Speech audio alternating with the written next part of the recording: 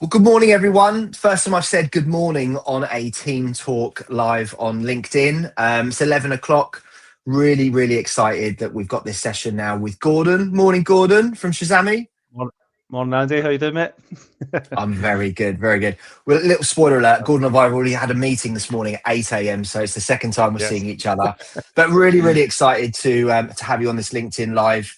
Recruitment websites are a hot topic for everyone. And just to set the scene as to why I really wanted to be a part of this session, I started my own recruitment business 11 years ago now and made some catastrophic errors when I set up my first website.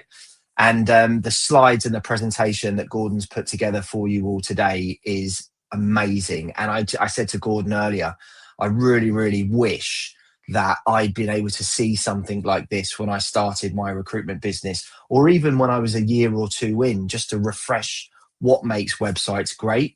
So Gordon, you're with Shazami Sales Director. Can you give everyone a bit of a background to yourself and Shazami? Yep. Yeah, of course. So some people might know me. I've been around, actually, it's quite scary.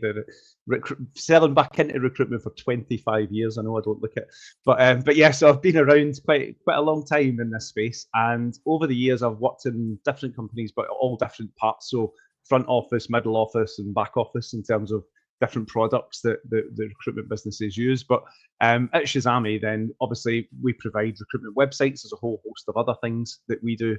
But I know every element of the kind of recruitment framework in terms of from obviously BDing all the way through to kind of placements, and then what happens after placements in terms of the back office side of things as well. But yeah, it's all about the front office. It's all about the exciting stuff in terms of the website.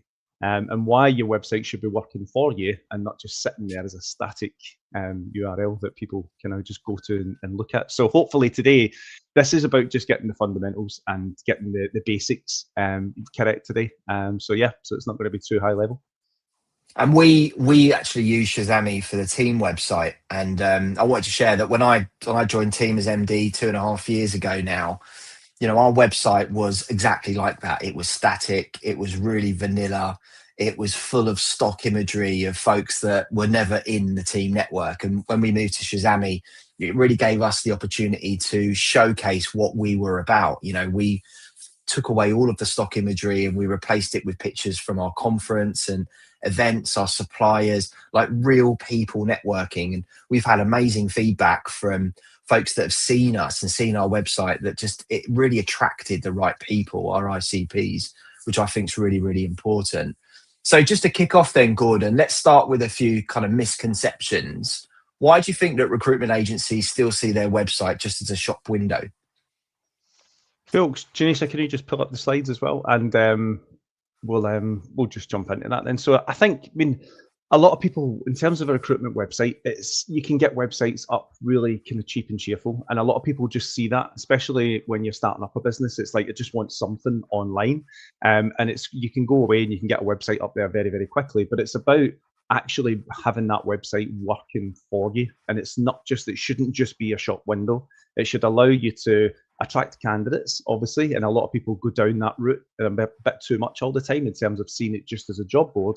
But it should be a client acquisition tool, and it should be working for you in both of those sides. So you should be winning new clients through your website, and we can help you make sure that your clients are going to find the website as well. But it's also then obviously from a candidate perspective and making sure that you're talking to those two audiences, and making sure that you're actually hitting them with the right content. And that's kind of what a lot of this presentation is going to be about today, is how do you balance that in terms of the website, making sure that you're talking to candidates on there and being found for the jobs and things that you've got, but also you're getting across and clients can actually find it easily as well and make sure that they understand what it is you're actually doing.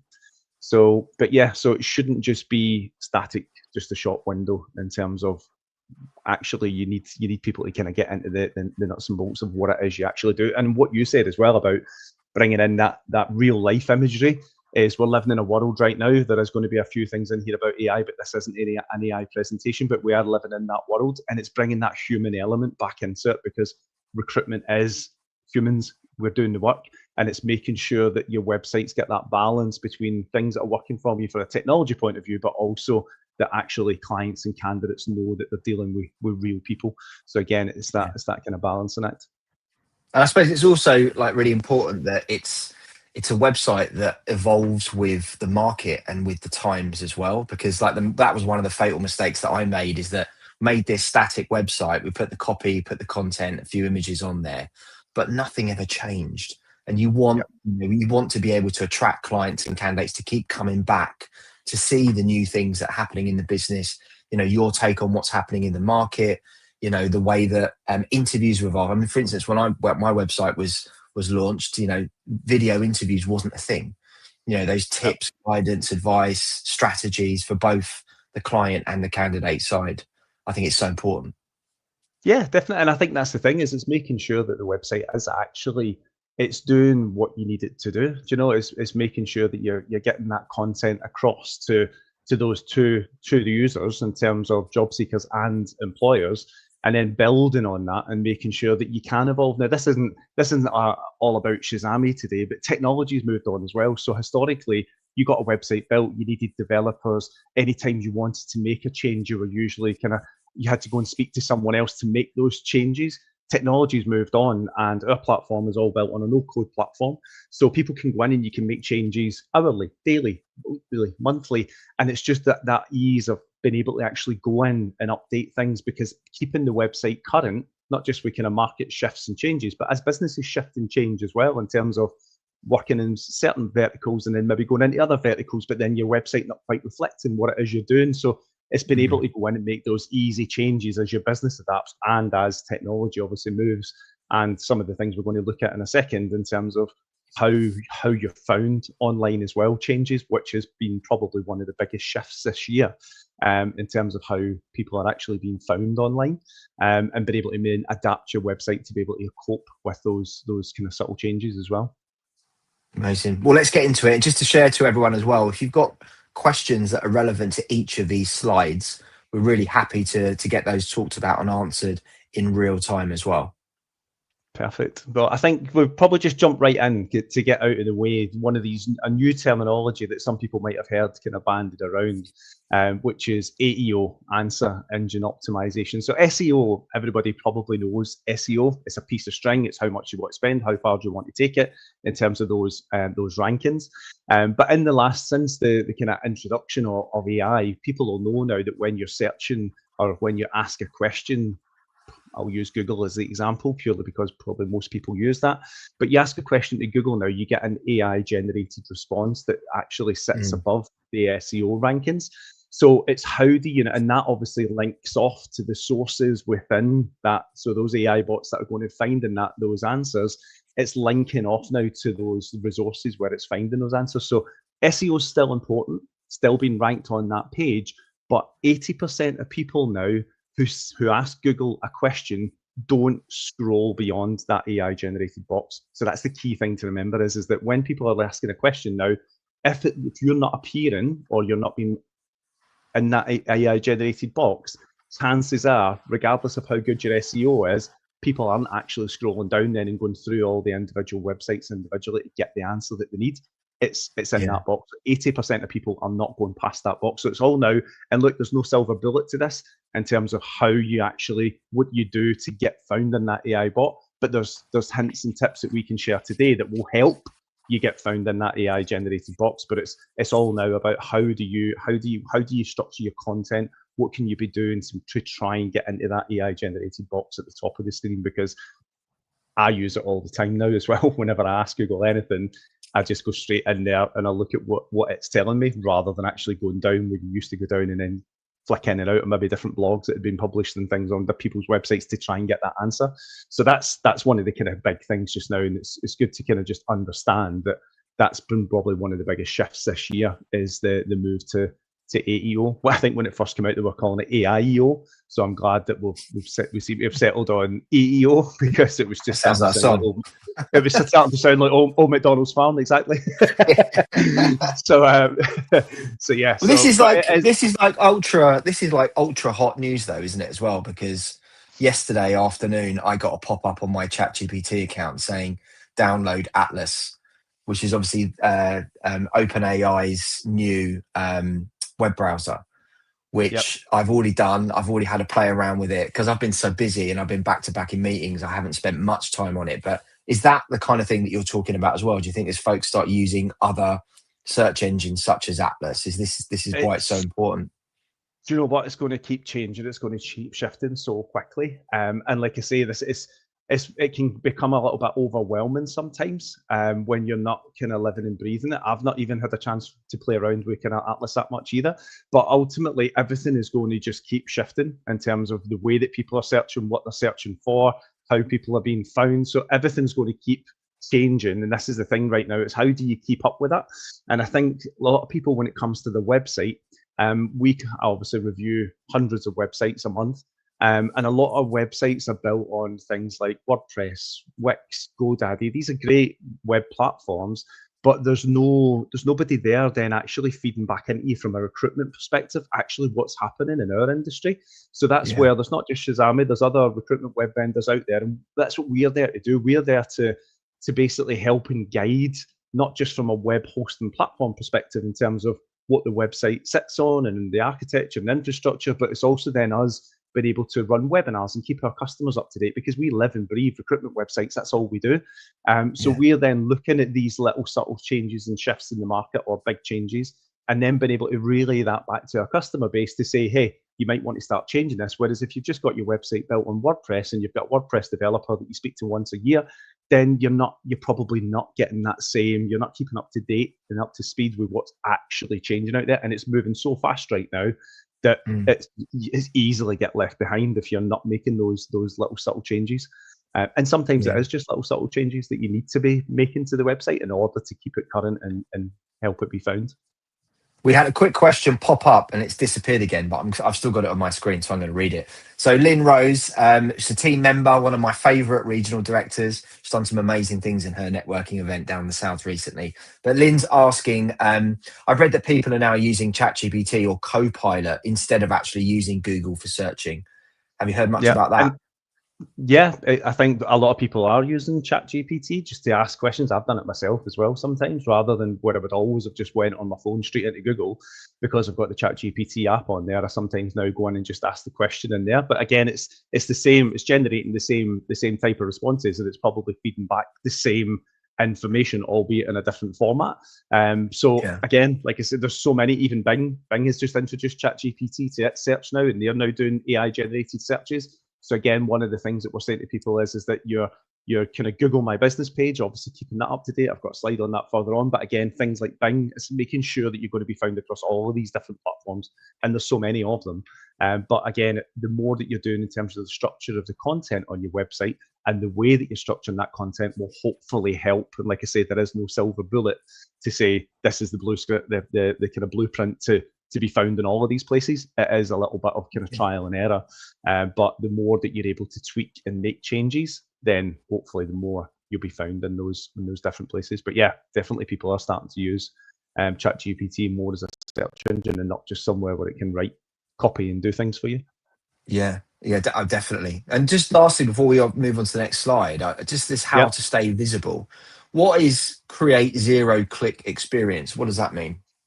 So it's effectively making sure that, so again, being visible on these generated results, they link off to obviously what resources they're being found on. So it's effectively just making that, asking a question to Google, getting that answer, and it relating back to your business, because it hyperlinks where they've actually found that resources from. So again, it's just allowing them to come straight into where you've actually kind of, whether it's been a blog or whether it's content, FAQs on your site, that it's been found. So it's just making it easy for people to actually kind of find those answers. So yeah, not much more on that one. Great. So next up. So this is just, I'm not going to dwell on this one. This is just something that we share with all of our customers. And it's just a way, because a lot of people, obviously, there's a whole prompt and thing. So this is just a little kind of tip for you guys in terms of if you are using AI or ChatGPT or any of those tools to help you kind of write copy. A lot of people go in and will start and they say, oh, it's not coming back. It doesn't really understand me. This is just a quick tip, which is before you do anything is basically drop this in as the prompt. So in a minute, I'm going to ask you to write copy for my business. I'll include website content, LinkedIn posts, anything else you want it to do. But get ChatGPT or whatever tool you're using to actually interview you. ask it to ask you 15 questions about your business, about your customers, about your markets, what you do, because then it starts to understand your business, which then results in when you go back and you ask it to write copy, whether it's for your website, LinkedIn posts, help you with blogs, it understands you, it understands your business, it understands your target markets, your customer base. So this is just I'm not going to dwell on this one, but effectively asking ChatGPT to interview you is just something that people obviously don't always think about, in terms of just spending 20 minutes, we're asking you questions and you answer them, and it's building up that picture of what you're actually looking to achieve. Yeah. I think you could go even further, couldn't you, Gordon? If you had multiple people in your business, you could almost use and this is probably what I would do, if I had this tech back in the day, but interview all the whole team, each of them, get a transcript of it, put all of those interviews together to help kind of, because people will miss angles, won't they, if they're doing it on their own and just one perspective. Having a broader picture of a business. Say, for instance, if you're a recruitment agency that works in engineering and one team works in defense, one works in aerospace, one works in oil and gas, one works in, I don't know, medical devices, for instance, bringing all of that content together and feeding that into whatever engine you're going to use to create that copy, will just you'll cover lots more bases, won't you? 100%. The more that you can give it about you, your business, your verticals, whatever it might be, the more information. And that's why we always just say to people, look, get it to do an interview with you, but it takes 10 minutes, 20 minutes, half an hour. It's understanding and it's remembering that. So when you do come to then obviously ask it to write copy, do things, it's writing it in the tone, it's writing it the way that you want it to write. So like I say, it's one for anyone. Not everyone's bought into the using AI to generate copy. As we always say to everyone, is just don't just cut and paste what it generates and use it. Still kind of obviously make tweaks and enhancements to it if it's a blog especially. But as a starter for 10, then everybody should be using it. It can, I mean, I was using it the other day that I just couldn't finish off a LinkedIn post that I was doing, dropped to what I'd put in, and it came up with a perfect ending for me. And it was like, right, that'll do me. So it's just using it for little things, but it's definitely, that's just a quick and easy way to be able to get something tangible back without having to write prompts every single time. And just be careful, I suppose, of those telltale signs, the M dashes, that term "no fluff," which I think that is a glaring copy and paste from ChatGPT, right? The no fluff statement. Or the American spellings in terms of optimize and specialize. As soon as you see a Z in there, then you know what's happening. So, but yeah. So in terms of one thing that we'd always say to our customers as well around all of this is when it comes to the actual website, is talking about those kind of vertical markets and things that you're in is actually understanding kind of where do you make your money now and where do you want to make your money. That's what we say to every single customer when it comes to the actual kind of structure of the website and the pages that they've got on there.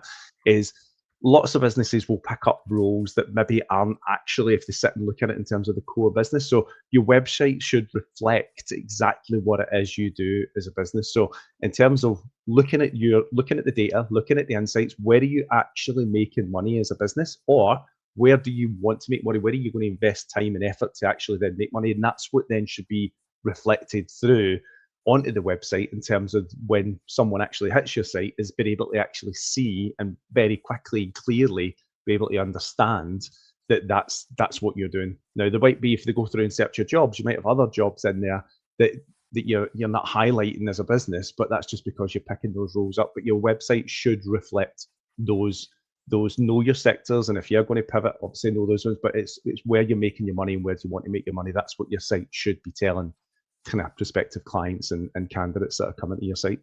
So it's just making sure that you're kind of getting that across to them every time. I suppose gentle plug there for Team.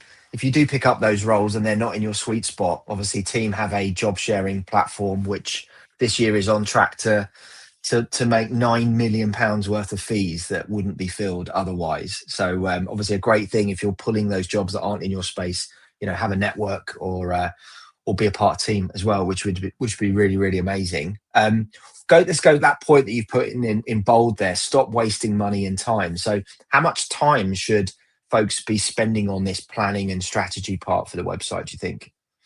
Do you know what? There's subtle changes that you can make without having to spend too much time and too much money. I think one of the big things about websites in the past has always been the cost. Every time you want to make a change, there's a cost element to it. There's normally time from going to your web vendor or the developer that you deal with and waiting for them to come back to you and then them scheduling the work in.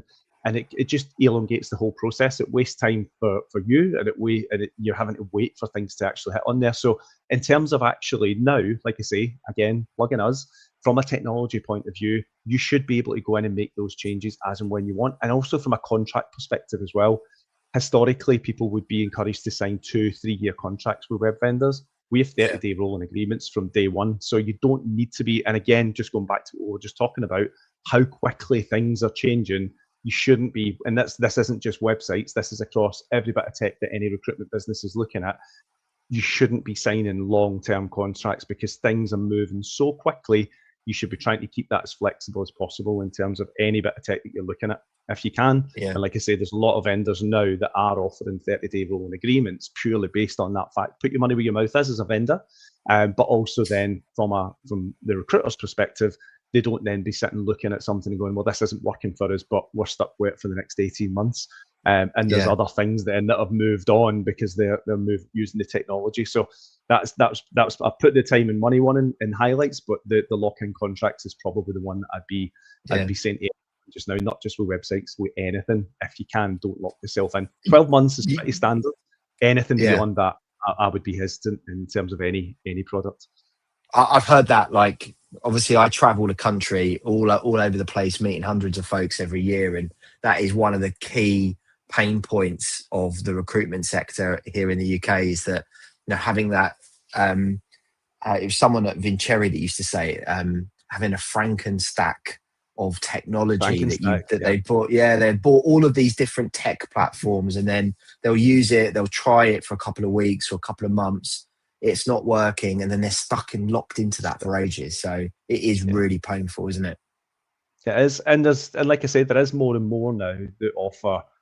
And there's certain products I can understand why there's a lot of work goes in at the beginning, so it's hard to then justify someone coming in on a 30-day rolling agreement. But we're in that same boat. We need to build websites. We don't charge anything up front for that, and then you can come in straight on a 30-day rolling agreement. But like I say, that's down to the vendor's choice to be able to put the money where the mouth is and say, well, we know that once we get this up and running, you're not going to leave 2-3 months down the line. But so I appreciate that not every vendor and not every bit of tech is going to have that same approach.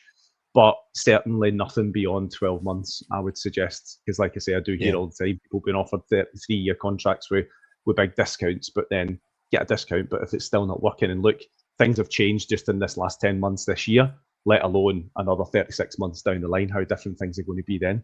So definitely don't be signing long-term contracts. That's great advice. So let's talk about laying the right foundations now. So the right foundations of any site is really down to some little things in terms of things that you can get right. So I think I've seen a question pop up there about SEO on jobs, and I've got a couple of slides on actual kind of the kind of actual job elements. So we'll kind of box that one off then. But it's things like I was saying there, it's been able to update content quickly and regularly. Because like I say, going back to the whole, it's not just a shop window. That's what people tend to do is they tend to get a website, they get it up online, and then they don't go and look at it. And then when people talk to them about the website and is it converting for you, they go, nah, it doesn't convert. And it's like, yeah, because has it actually got that solid foundation? Has it got the right structure? So I've got a couple of slides on this where we talk more about kind of sector pages and making sure that clients that are looking for you, because believe me, clients actually go looking for people to help them with the recruitment, and it's making sure that you've been found in the same way that obviously candidates are looking for jobs. And again, this is one of the things that does frustrate me all the time is one question I would ask every recruiter to go away and do after this is go to Google for jobs, look for your jobs on Google for jobs, your own jobs that you've put on your website or you've maybe put on Indeed or CV Library or any job board. And when you look at that job on Google for jobs, what is the first application trail? So I don't know, people tell people how to suck eggs, but on Google for jobs, you'll keep finding that job all over the place. It'll pull it all back into one. And at the top, you'll have different ways you can apply to that job. So if it's found on Total Jobs, that'll be an option. If it's found on CV Library, that'll be an option. But if it finds it on your website, then it's always the first option for a candidate to apply. And the amount of times I go through and I look, and there's all of these recruitment businesses, and it's apply on Indeed, apply on CV Library, apply on Jobble, apply on jobs boards that I've never even heard of. And I used to be the sales director at a multi-posting where we had like 1,500 job boards in our network. So it's making sure that your job is actually on Google and the first destination is your website. And I'll go in there and it's like, I'm always got a big smile on my face when I see agencies and it's like, they've got it nailed, that they're up there as the same one. But so many times they're missing a trick there. And if you're not using the Google for Job schema, then you're missing out on all of that SEO as well in terms of being. How do they do that though, Gordon? How do they make sure that their website is first for those jobs? So using the Google for Job schema behind the scenes in terms of when your job is going onto the website is using the Google for Job schema, which has got a list of things that it needs to have in there. So it needs to have job title, it needs to have a start in terms of the job posted date, it needs to have location, salary information. So all of that then doesn't need to be reflected on the advert, but behind the scenes, all of that information is there, and it's written in a format that Google needs. So Google will go and scrape jobs, but then you're relying on Google going to find that job and pulling it back in. Whereas using the Google for Job schema at the point of posting the job, and most web vendors, like I say, that are recruitment website vendors will use that Google for Job schema. If you've just got a WordPress site or your mate built your Wix website or you built Wix, you're probably not using that Google for Job schema because it's just that's not what they're designed to do. There's people even use the blogs area on WordPress because obviously WordPress hasn't got a job board. So you need to use a plugin in terms of on a WordPress site, even to get your jobs on there. If you want to have the kind of searchability for a job board on a WordPress site, you're having to use a third-party plugin. And it's always the same with WordPress. Everything's all plugins.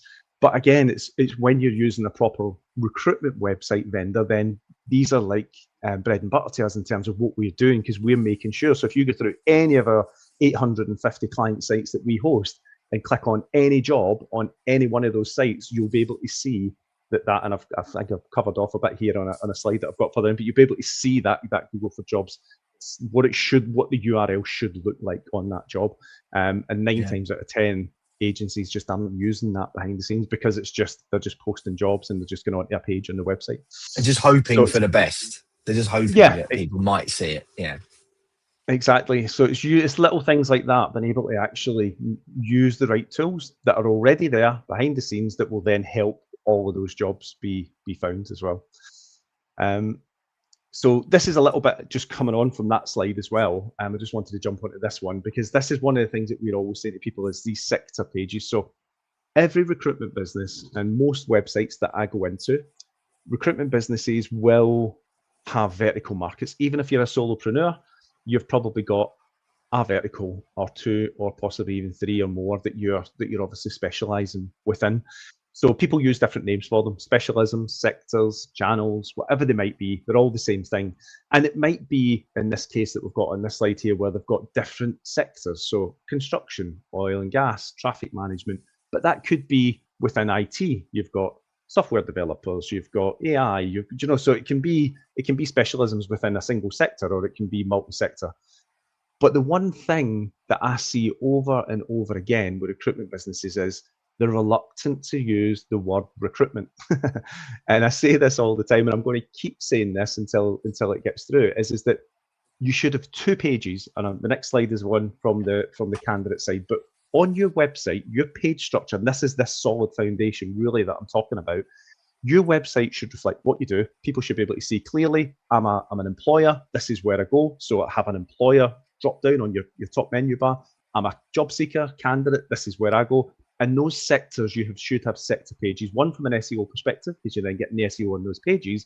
But what I see all the time with recruitment businesses is that, take an example, Gordon Webb Consulting Limited, and I do oil and gas, construction, and engineering recruitment. So I've got my 3 sectors on my page. And when I click into the oil and gas one, my URL changes to gordonwebconsultant.com/oil and gas. What that's and this is 90% of recruitment websites that I look at do that in terms of the URL structure. What that's telling a search engine is that you do oil, I do oil and gas. I don't do oil and gas. I do oil and gas recruitment, and I've got oil and gas jobs. So it's that recruitment page. Use that word recruitment. Make sure that it's reflected, and I don't know how easily you can see that in there, but make sure that that's reflected in the URL. It should be a simple URL structure, gordonwebconsultant.com/oil and gas recruitment /engineering recruitment, and have a page that's talking to clients, because how you talk to them and what they want to know and why they should trust you within that next project or their next hire in that area is different to what you're talking to candidates about in terms of those looking for their next job. So these sector pages, I would say, in terms of a solid foundation, should be very easy to implement. So this isn't you need to be on Shazami. This isn't something that we do. We use this as a blueprint. But even if you're not on Shazami, go and look at your website. Have you got your sectors on there? Probably yes. Look at your URL when you click onto your sector page, and on that sector page, are you trying to talk to both audiences? Are you trying to talk to clients and candidates, or are you weighted more towards one or the other? So pull that out, separate them, have an employer section talking about your sectors and why they should trust you, and having the URL, the word recruitment. And then on the flip side, when you're talking to job seekers or candidates, have that same page, that same sector page, but direct the copy now at candidates, and pull your jobs onto that sector page for those candidates as well, so that when they're reading down and they're looking at your construction jobs page, so you're now using the word jobs, and it's the word jobs that's in your URL, because again, that's what candidates are searching on. They're searching for oil and gas jobs or construction jobs, and again, pulling those jobs onto that page, as well as then being able to go through and browse all the jobs that you've got on your website. But I would say that's probably one of the biggest things from today's session is that go and look at your site, look at your sectors. Are the URLs correct? And if the URLs are your actual page structure correct? Are you talking to those two audiences? Because ultimately, that's the way that your website will start converting. If you've got content that's positioned at prospective employers that are going to use you, so client acquisition, and pages directed at candidates that are going to be looking for the next job through you as well. So putting my Gabby Preston Fipers hat on here from used to have Tooled Up Raccoons. I think it still exists. Would you have jobs vacancies opportunities? Would it matter if you had something like that in the URL to kind of cast the net a little bit wider, or not?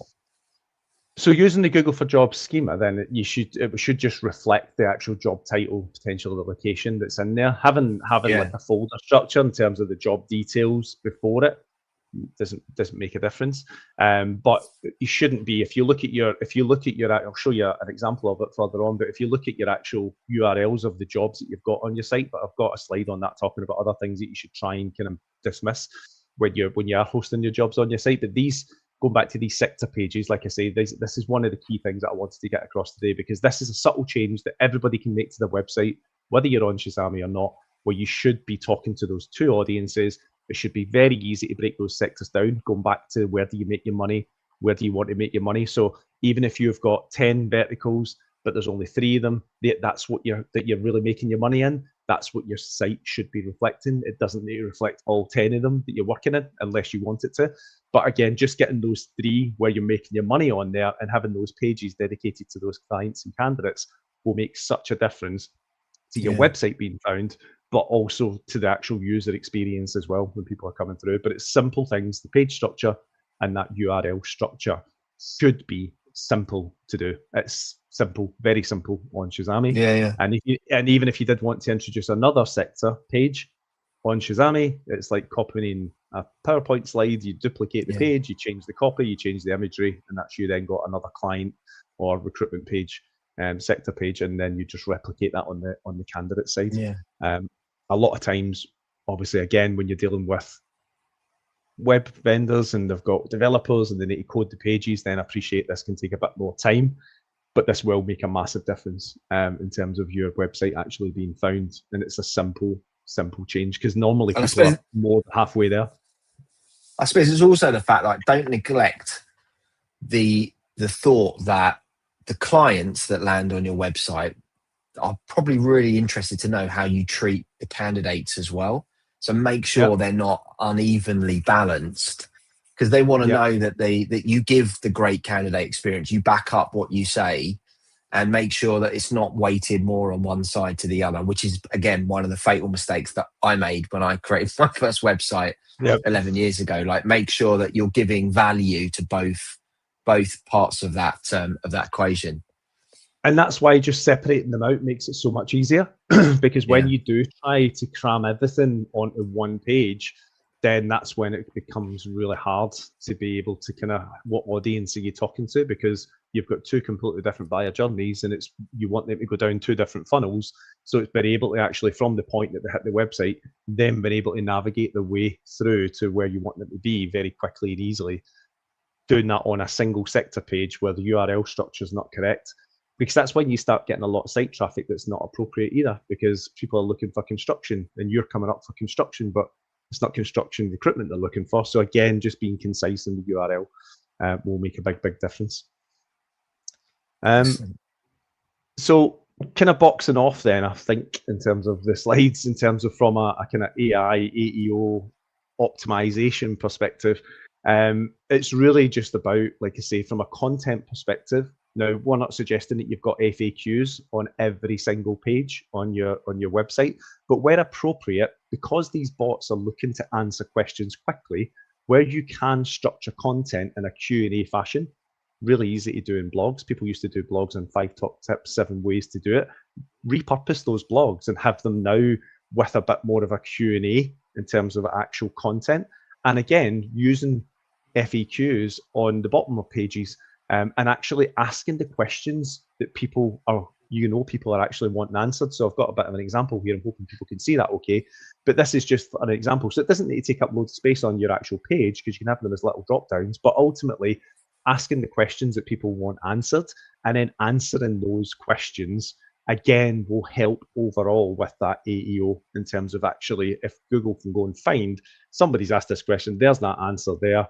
They pull that through, and then all of a sudden it's linking off to your website. So it's effectively where you can structuring the content in a way that it's actually answering the questions that candidates or clients are going to be actually asking, and bringing that into into the copy and FAQs. Some people, we've even got one client who's doing their FAQs as video. So they're actually videoing themselves and they're bringing that. So they're actually answering, they're asking the question in text and putting it up, but they've then got a little video as well of them explaining what it might be. And again, it's just bringing that human element into it, which I think is great. It's amazing. It's ultimately been able to actually kind of just answer those questions. That's what's going to help being found. Like I said it before, no silver bullet right now, but everything you're doing, and you can tweak these add more. And like I say, it's more about just the kind of structure of the content around. They'll probably hate you for mentioning that, because that's such a wonderful idea. I've never seen that or heard of that before. They're like, "Oh, you're giving away all our secrets, Gordon." Your other client in the video. And if you're worried about video, we did a LinkedIn Live 2 days ago about confidence on camera as well. So I'm sure Jahisha can link back to that at some point in the chat if you wanted to get more confident about recording video. But I think video on websites is so powerful, you know, showcasing what you're actually about, backing up what you're saying. It's from a real human, not some bot, you know, that everyone can have.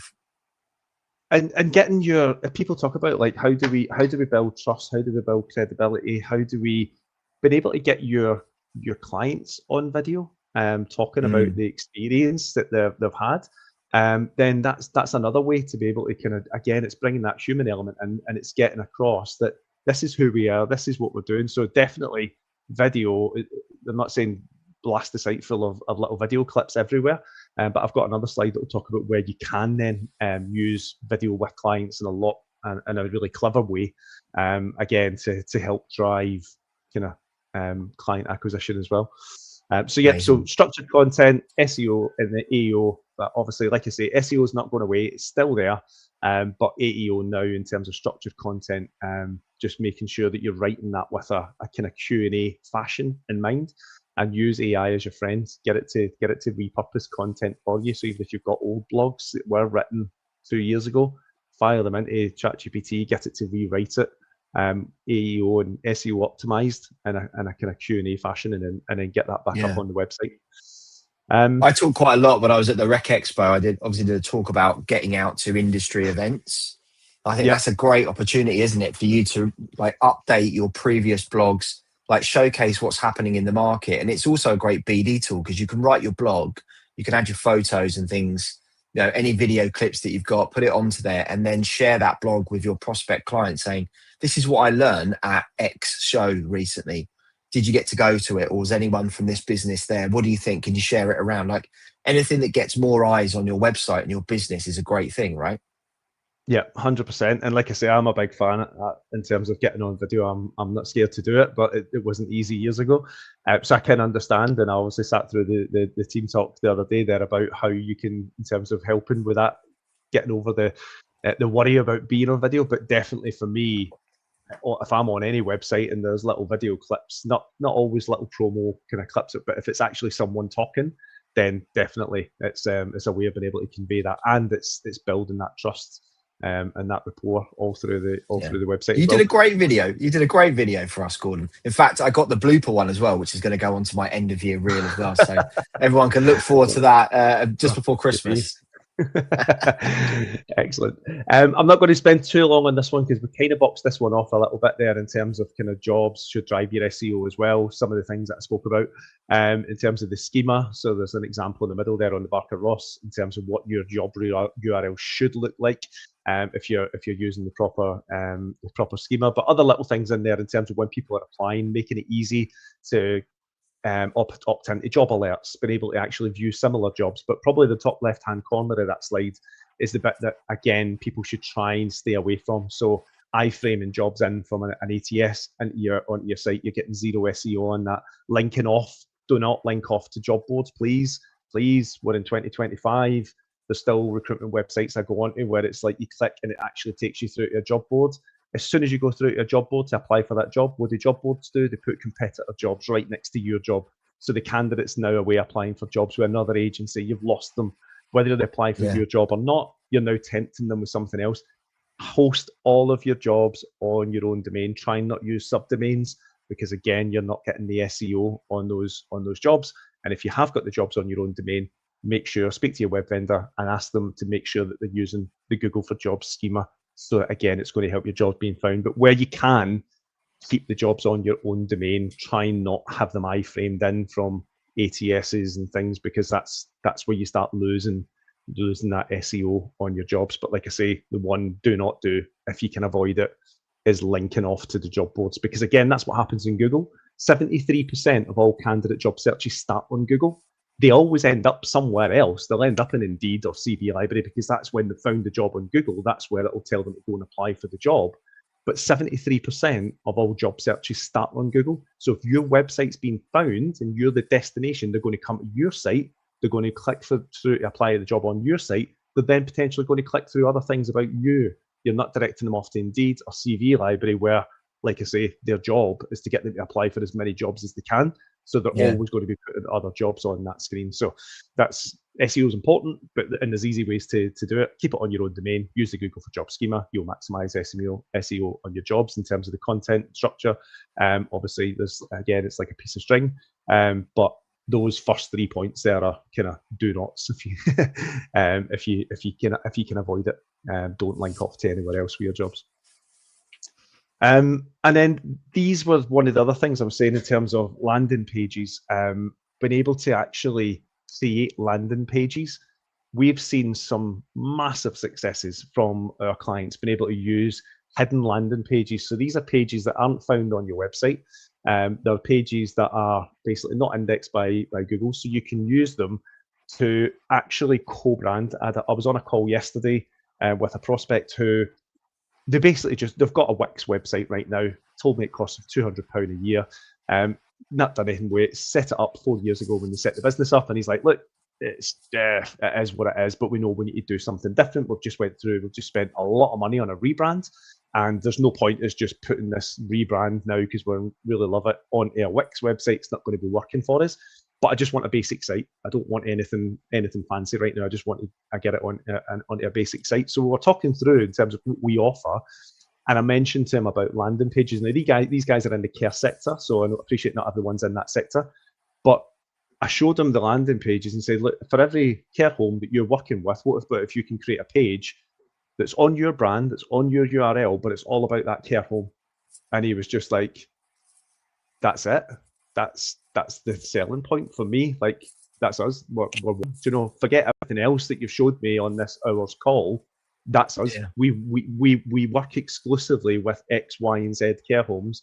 And if we can create pages that basically showcase our relationship with them, then that's us. We're sold. Let's do it, basically. So these pages, like I say, I've got an example here as well in terms of our client Davidson, Box Hill Institute being their client. I've not got this whole page on here, but effectively, if you scroll down that landing page, there's a video with Grant, who's the CEO of the Box Hill Institute. They've got the Box Hill Institute's values, mission. They've got the organisational structure. They've got about Box Hill Institute. They've got a picture of the building that you're going to be working in and all of the benefits. So using this for candidates when you're approaching candidates about a role that you've got with that client and everything's on your URL is so much more professional than sending a PDF or an email with this is who the client is. But also then on the flip side is using this as a pitch. So when you're going into pitch for new business with a prospect, being able to actually throw up a landing page, have that client already sitting on your URL, doesn't need to be the finished article, but being able to go in and say, this is how we work with our clients. This is how we're different to X, Y, and Z agencies that are also pitching to you. And like I say, our clients that utilize these landing pages, they get real results. They get great feedback from candidates in terms of everything that they can get on that page about the client that they're prospectively putting them forward for the role for. But also then from a BD perspective, being able to actually walk in to pitches or pitch online with that company already sitting on your URL, a page already done where they think you've spent loads of time on it. But in actual fact, you've been able to throw that up very, very quickly. And like I say, it probably won't be the finished article, but you can be showing them ones that are and saying, this is how we work with you. This is how we promote your business. And again, if you're pitching for exclusive business, it works so well. This is amazing. So, I used to have a client that I used to recruit 10 grads a year for on an exclusive basis. They're amazing. They were an amazing company. They used to make underwater drones and like acoustic testing systems. So if you had like a spy that was swimming underwater, they had these like pods that you could identify divers and really cool stuff. If I knew about this kind of web landing page, so I used to go out to like 300 grads at the start of the year to shortlist down to 30 that I'd interview, and then 10 would get jobs. This is exactly what I would do with it. You know, that project for me was probably worth 40 to 50 grand a year for those grad jobs. And if you had a landing page like this, and you maybe showcased a couple of the grads from the year before that were successful, talking about their year, what they've done in their first year, what it's like working there, what it's like living in the local area, like that is just gold dust, isn't it? Like, and then sharing that with maybe other companies that you would like to replicate the similar kind of project with, it would be incredible. Exactly, and these pages can be password protected as well, so you can actually be saying, "I'll send you the secret landing, the hidden landing page, whatever you want to call it." It's that secret page that only they have getting access to.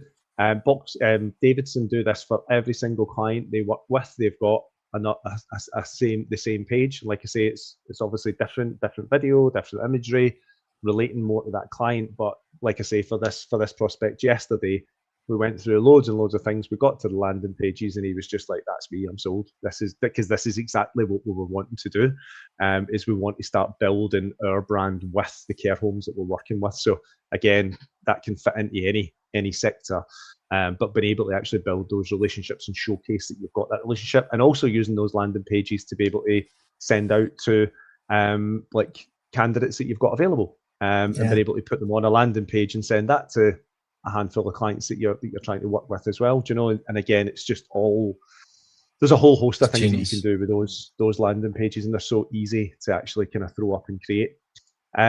I just want to run through these ones quickly because I've just got one eye on time as well, just in terms of some ideas. So I'll not labour on these ones, just some ideas that people might not have thought about in terms of attracting employers. Because like I say, there's always this big thing about the recruitment website seeing as a job board. As a job board, you want it to attract candidates, you want them to apply, make sure you're being found on Google for those applications to increase.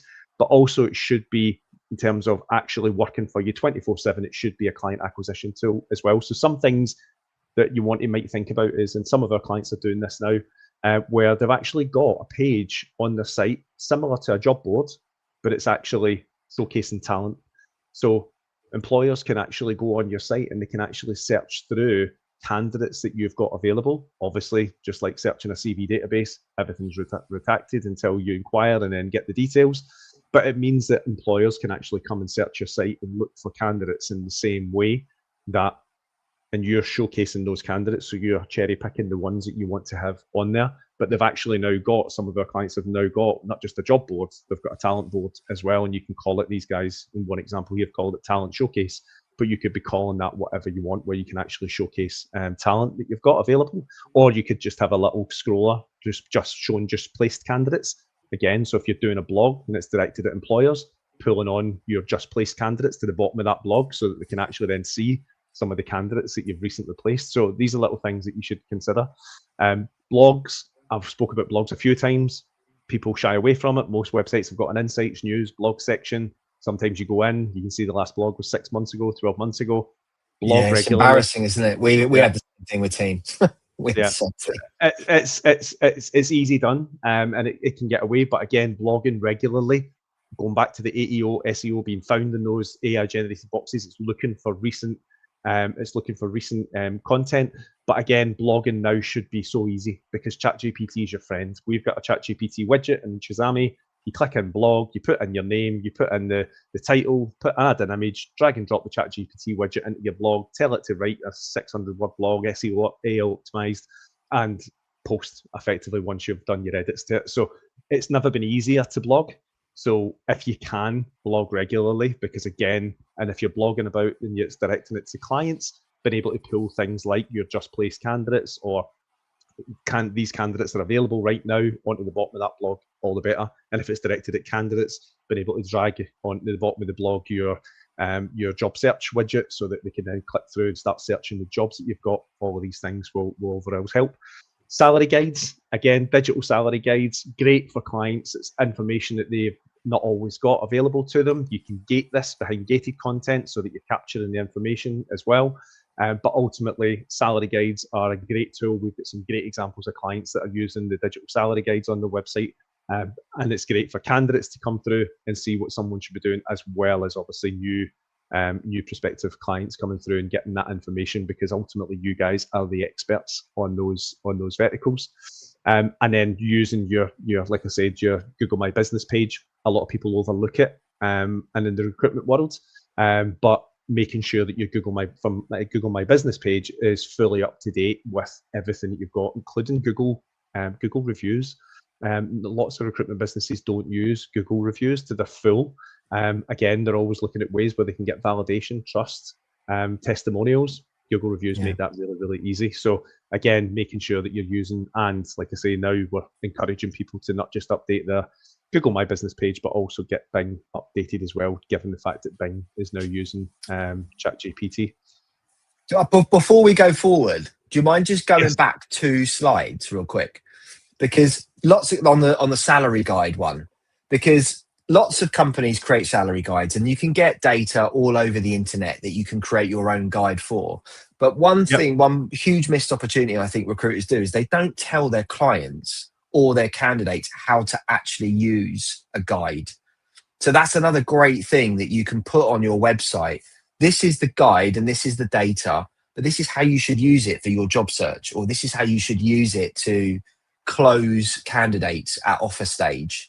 You know, that's another added thing that not many recruiters do that would stand you apart from your competition.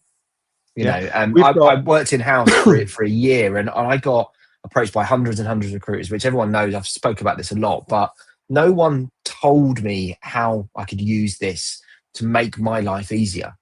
I think that's a really, really key point on this one.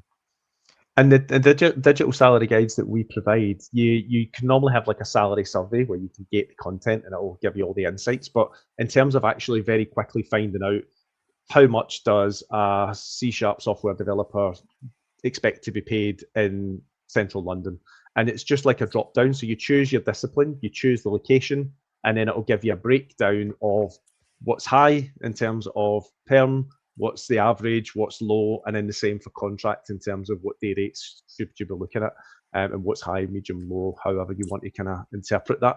But again, it's just giving people access to go through. So anybody can go to the People Bank website. It's one of our clients. They've got a digital salary guide on there. The Winter Group is another one where they use it really well because they've recruited in the Bay Area and in Boston out in the US. And they break that down in those two kind of demographics as well, in terms of if you're a software developer in San Francisco Bay, this is what you expect compared to the same role, but in Boston. So again, you can break that down geographically and actually allow people to see it, and it's all accessible. They don't gate any of that behind the content. So it's all of these things, all of these tools are there. But like I say, this is once you've got that solid foundation, then it's been able to introduce some of these additional layers, which is just then all going to add more and more value to the overall kind of proposition and what your website's actually doing for you. Wonderful. So in terms of, I've probably highlighted a lot of the kind of key takeaways and things that I want you guys to go away and think about. And like I say, it's not going to be everything that's on this list. I just tried to list off some things there, but I would say have a read through that if you want. But I would say the key takeaways for me is go and look at your page structure in terms of your sectors. Are you talking to clients and candidates on the same page? And if you are, try and separate them out of two distinct pages, one for each, looking at the sectors that you're making money in and that you want to make money in. Look at the URLs of those sector pages. Are you using the word recruitment in the pages in your software development recruitment or whatever sector you're in? And again, on the candidate side, in terms of making sure that you're using software developer jobs in that URL structure. Look at your job themselves in terms of the URL structure of the jobs. Are you maximizing the Google for Jobs schema? If not, speak to your web vendor. It should be easy for them to do, making sure that any jobs you put on there are being indexed appropriately for Google. It'll just, again, make you be found more. And make AI your friend when it comes to content in terms of helping with generate content and being able to update. It's never been easier for people. English is not my strong suit, but in terms of actually using AI to help me as a starter for 10, whether it's blogs, whether it's content, it's my friend. So make it your friend in that respect, and then ultimately put your own stamp on it. But those would be the things that I would say. And if you can do blogs, it's never been easier to blog, and it'll keep, that's the content. You don't need to be changing content on your homepage every month. If you're blogging regularly, that'll help you your content be found and hopefully get you into that AI generated box. Can I add one number 11 on that list? Don't say on your website we're different without proving that you're different. Like genuinely, it's your opportunity to really showcase yourself as to why you stand out and why someone should work with you. Candidates and clients have thousands and thousands and thousands of different opportunities to pick recruiters to work with. Like, just showcase what makes you brilliant. And my brain is full of stuff, Gordon. Like, that was absolutely amazing. That was such a great presentation. There's loads of comments coming in now saying people learned so much. Great presentation. Sure. We got 2 minutes. Well, we got 1 minute and 38 seconds. We'll drop in this first question. Is Google Jobs linked to ZipRecruiter? So I'm not sure, Pauline, on the answer to that one. So ZipRecruiter is a job board. They're not so big in the UK. They're really big in the US. I've moved on. I'm 2.5 years away from that multi-posting world where I lived in the job boards. But my understanding, so ZipRecruiter they're like a job distributor as well. So if you post on ZipRecruiter, it will put it on other destinations. But my understanding is it's not Google for Jobs. So Google for Jobs is different. Google for Jobs is built into Google. The Google for Jobs schema is indexing your job with Google and not waiting for Google to come and scrape it. So I'm not 100% on that one, Pauline, in terms of I don't know that it could be that if you post your job on ZipRecruiter, they'll then make sure it's going to Google, because I know that other companies, I'm not sure, but it's not part of Google for Jobs, but you can easily get the jobs on Google yourself without, even if you're not posting to other job boards. Brilliant. And then to the other ones, just everyone saying thank you. If you can go to the next slide, Gordon, just get your email address on there. And Jahisha, if you could put Gordon's LinkedIn URL on the page as well, or in the chat, so everyone can connect up with him.